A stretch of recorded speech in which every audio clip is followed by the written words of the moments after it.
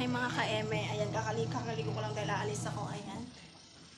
Ipaprank natin si ate ko doon sa may washing machine, meron doon meron doon snake. Oh, Tisa! Tisa! Nahulog yung ko, yung 5 piso. Dito sa washing. Na? Tisa! Dali na! Nahulog nga! Tingnan mo muna, kunin mo muna. Hindi naman! Dali na! Bagong alis na ako. Nandun nga sa washing, hindi siya 5 piso. Tisa! Kunin mo muna!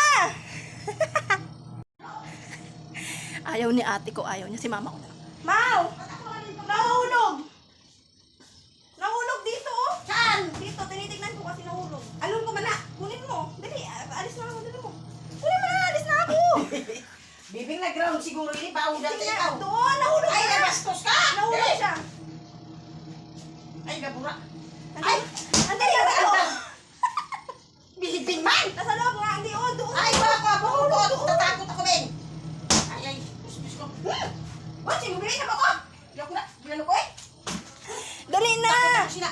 Nahulog! Tisa! Ay! Bibing man, Diyos ko!